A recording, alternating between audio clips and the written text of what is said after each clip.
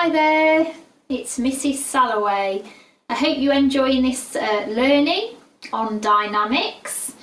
So I'm going to just show you how to draw a crescendo. And I don't know if you remember from the information what crescendo means.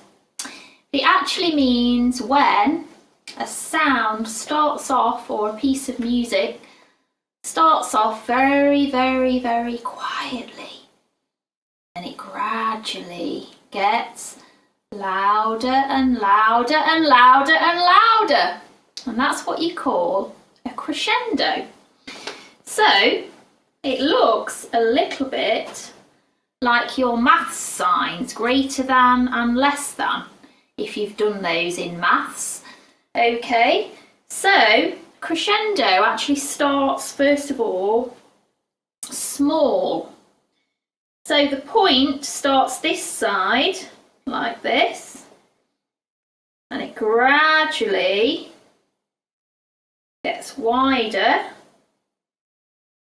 as it goes along, like that. So you can see here everything's very, very quiet, and then gradually it gets louder and louder and louder and louder, and that is called a crescendo. And that's how you draw your crescendo.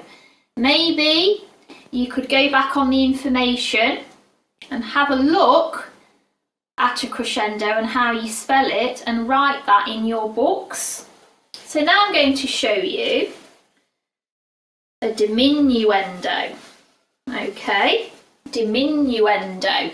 Remember, all of these words are Italian words because that's where a lot of the music started, in Italy, and that's why they've got Italian words.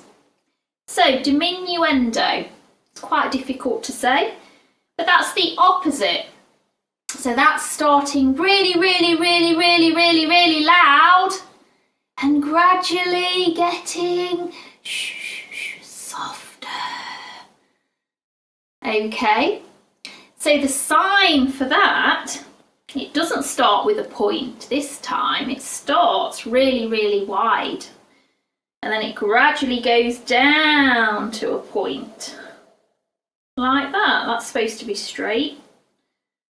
Okay, I'm sure you can draw it a lot better than Mrs. Salloway.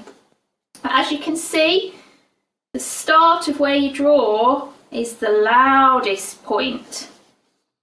Yeah, this is a diminuendo. And as you go along, the music gets gradually softer and softer and softer. And that's what that sign looks like. So again, you might want to label that in your book and draw it in your book. Okay, so the next thing, can you remember, let's have a think, what this sign means? It was in the information earlier. Okay, it means forte. And forte means loud. So if a musician sees this at the start of the music, the musician knows that she's got to play, or he's got to play, the music loud. Okay, so the next one I'm going to show you, see if you can remember, is a P. So can you remember what that stands for? Okay, so it stands for actually piano. Okay, and it means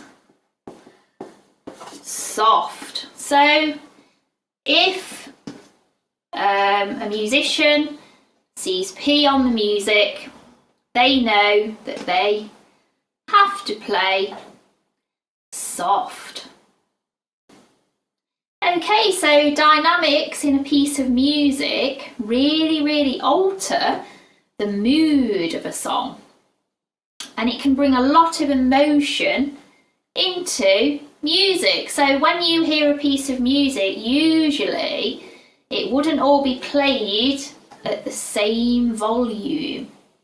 There'll be some quieter bits in the piece of music, or a pop song, or any song really. And then it'll gradually maybe get louder during the chorus parts of the song. And then as the song is ending, usually it will go quieter. You may have several instruments playing in the louder parts of the song, but then only maybe one instrument playing at the end of the song, making the dynamics of the song a lot different. So it may be loud, but then we go soft. And it brings a lot of emotion into music. And that's what music's all about. It's not just about playing the notes, but it's helping people have an experience. And dynamics really helps people, when they listen to music, have an experience that they can feel the song with their emotions. And that's something really important. So dynamics, whether something is soft or loud and a mix of those things, is really important. So I hope you've enjoyed this learning, and speak to you soon. Bye.